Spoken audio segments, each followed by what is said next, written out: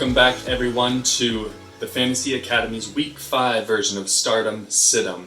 And do me a favor, go ahead and subscribe to the Fantasy Academy down below. That really helps us out a lot and keeps us growing. So let's get straight into it with quarterbacks. Teddy Bridgewater is the first quarterback I want to talk about. He's going up against the Atlanta defense, which has been horrible against the pass this year. And so Teddy Bridgewater, he's shown a strong connection with a lot of his receivers this year. And so he's going to be a strong play in Week 5. And then we've got Kirk Cousins going against Seattle, which, again, Seattle's defense has been atrocious. And Kirk Cousins has been strong. He has a strong relationship with Adam Thielen, obviously. But then Justin Jefferson has come along as well. And so Kirk Cousins in Week 5, definitely give him the green light to play. Then we've got Daniel Jones going against Dallas. I think this could be one of those games where Dak Prescott and Daniel Jones are just going back and forth and having a lot of passing yards. So Daniel Jones throwing it out to Golden Tate, throwing it out to his other receivers. Sterling Shepard's out. He's got Darius Slayton, Evan Ingram, and they don't have Saquon Barkley, so they should be passing a little bit more. So Daniel Jones, Week 5, has the green light.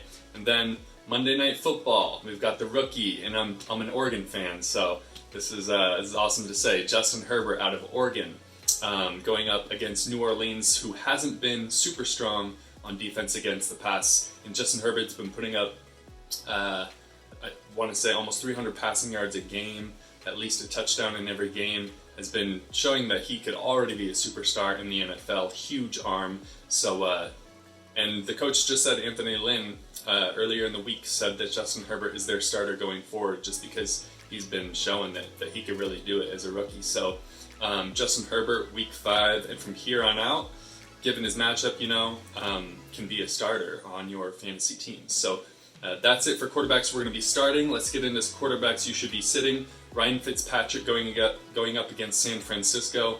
They have the second best pass defense in the league. So Fitzpatrick, in the last couple of weeks I've said, start Ryan Fitzpatrick, given the matchup though, but he's going against the 49ers and they're strong on defense, and so I say red light, don't play Ryan Fitzpatrick in Week 5.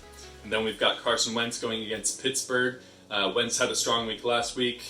Maybe he starts rolling a little bit, but it's going to be hard to keep that train rolling against the Pittsburgh defense.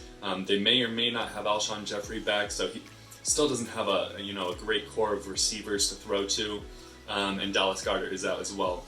So stay away from Carson Wentz in Week 5. And then we've got Dwayne Haskins going against the Los Angeles Rams, which anytime you've got Aaron Donald coming at you and you're throwing against Jalen Ramsey, I'm gonna really think about sitting that quarterback. So go ahead and sit Dwayne Haskins in Week 5 as well. Now let's move on to running backs that you should be starting and sitting in Week 5. We've got James Robinson going against Houston, which surprisingly, Houston has the worst rush defense in the NFL through 4 weeks. So James Robinson, rookie, but he has been the top rookie running back so far in the NFL in 2020. So go ahead and play James Robinson. And then on the other side of that, David Johnson for Houston is going against Jacksonville's defense, which hasn't been great as well. So David Johnson should be a strong play as well. Devin Singletary going against Tennessee. He has been really great in the last 2 weeks, kind of solidifying himself above Zach Moss as the RB1 for Buffalo. So should be a strong play against Tennessee's defense. They haven't been great against the run like they've been in the past, so Singletary should be a strong play as well. We've got a lot of running backs to talk about as far as giving them the green light and starting them in Week 5. And so we've got 4 more. Kenyon Drake. Yes, Kenyon Drake has been awful so far in 2020. But I believe that this game coming up against the New York Jets is going to be a get-right game for Kenyon Drake. I think he's going to go off for a touchdown or 2, probably have, at least 50-plus yards, 75-plus yards. That's kind of what I'm looking at for Kenyon Drake in Week 5. So I say go ahead, start him. He's going against the Jets, so, it's tough not to play him against the Jets. And then we've got Devonta Freeman going against Dallas. Dallas has not been great against the run. Devonta Freeman has been getting more workload as he has joined the Giants, so they're giving him more carries, more targets, and so he should be a strong play going against a really weak Dallas defense.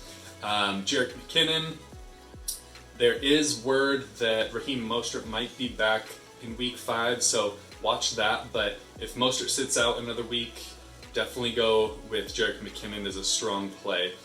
Going against Miami, not the greatest run defense.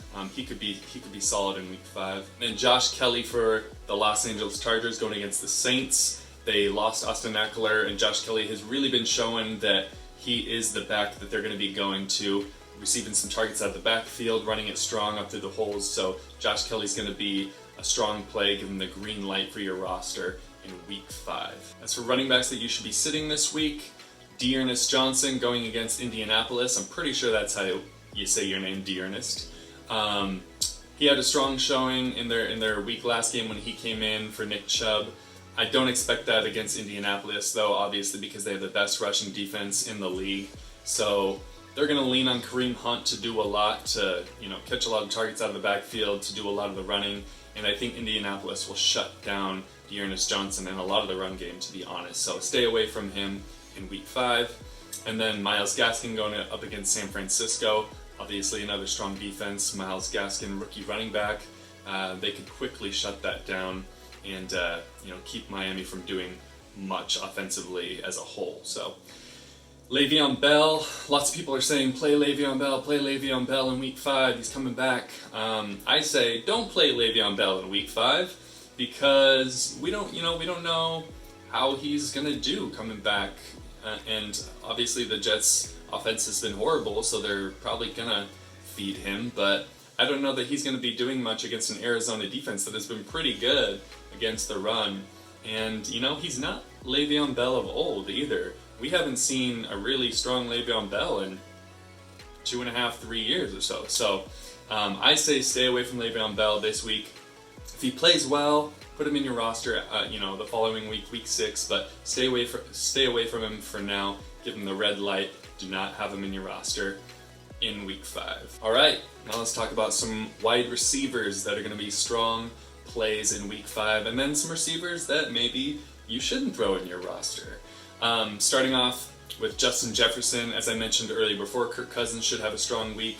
Adam Thielen will probably have a strong week because they're going against Seattle, and that means Justin Jefferson will likely have a strong week as well, especially if they're keying on Adam Thielen a lot. It should leave room for Justin Jefferson to get open, break some of those big touchdown plays, and so he should be in your lineup going into week 5. Then we've got Robbie Anderson for Carolina going up against Atlanta, which we've talked about before. Their defense has been horrible against the pass, and Robbie Anderson has been really strong through 4 weeks of football with Carolina so far. And I mean, he's been playing better than DJ Moore. So Robbie Anderson, get him in your lineup in week 5 against Atlanta. And then we've got Golden Tate. People are saying play Darius Slay, Evan Ingram, obviously. I say play Golden Tate. I think this is Golden Tate's breakout game for 2020. I was big on Golden Tate coming into the season. He hasn't been great so far, but I think this game going against Dallas is going to be Golden Tate's breakout game. I think they're going to be keying on Darius Slayton, and so that'll leave Golden Tate open through the middle a lot, and I think he'll have a touchdown or two, to be honest. So I would say get him into your lineup if you can. If you don't have way better options, I think he's going to be a strong play in week 5. And then we've got Tim Patrick going against New England. Tim Patrick for the Broncos. You might not even know who he is, but he had a really strong week last week. Obviously, they've got Cortland Sutton out, and Tim Patrick has been really strong. Defenses are going to be keying on Jerry Jeudy, and Patrick is, he's a good receiver, so he could put up anywhere from 10 to 15 points easily in week 5. So I say get Tim Patrick in your lineup. Then we've got Traquan Smith for the Saints going against the LA Chargers, and Michael Thomas. People are saying that he may or may not play. I don't see a reason why they would play him this week when they have a bye next week. And if he's not fully healthy, I don't see why they would play him. So my guess is Michael Thomas isn't going to play this week, which leaves Traquan Smith and Emmanuel Sanders open for a lot of the passing targets. And Traquan's been great. So I say throw him into your lineup if Michael Thomas isn't playing, and he'll be a really strong start in Week 5. As far as wide receivers that you're going to want to sit in Week 5, definitely Devontae Parker going against San Francisco. I already talked about Ryan Fitzpatrick, how he might struggle in Week 5 going against this defense, and that means Devontae Parker is likely to struggle as well. So stay away from him and a lot of Miami players in Week 5 going up against San Francisco. And then we've got Jarvis Landry going up against Indianapolis. OBJ, he's probably going to get his fill because he had such a solid week last week in Week 4. So they're going to keep trying to fill him and really get him turning, which leaves out Jarvis Landry a little bit. And they're going up against Indianapolis. So stay away from Jarvis Landry in Week 5. Probably not going to be a strong play. And then we've got Nelson Agholor this week going against Kansas City. He had a strong week last week, had a touchdown. But if you're thinking about playing him in Week 5, I would go against that idea just because you've got Henry Ruggs coming back. So him and Hunter Renfrow are going to be splitting a lot of the targets, which means that Nelson Agholor probably won't be playing as much, snap percentage wise, won't be receiving as many targets. So stay away from Nelson Agholor in Week 5. And then Adam Humphries for Tennessee going up against the Buffalo Bills. Kind of the same situation. A.J. Brown is going to be coming back, which kind of kicks Adam Humphries out of the rotation as much. So it's going to be Adam Humphries, Corey Davis, a lot of Jonnu Smith, if the game actually happens. So I would stay away from Adam Humphries. Won't be receiving as many targets this week in Week 5. So that's it for receivers. Let's move on to tight ends. Hunter Henry of the Chargers going up against the New Orleans Saints, who have one of the worst defenses against tight ends. So they're playing on Monday night. Henry has Justin Herbert slinging him the ball, so look for Henry to have a huge Monday night for the Chargers. And then we've got Mike Gesicki from Miami going against San Francisco, as I've kind of talked about in this week.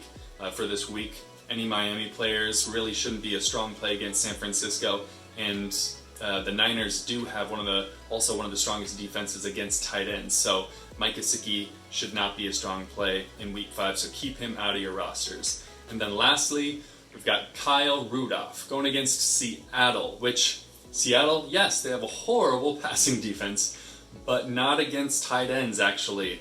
Seattle's been pretty solid against tight ends so far in 2020. So if you're thinking, ooh, Kyle Rudolph is going to be a great play, that's not necessarily true. And Kyle Rudolph actually hasn't been, great through 4 games this season. So I say stay away from Kyle Rudolph in Week 5 of the NFL. And that's it for Week 5 Stardom Situm for the Fantasy Academy.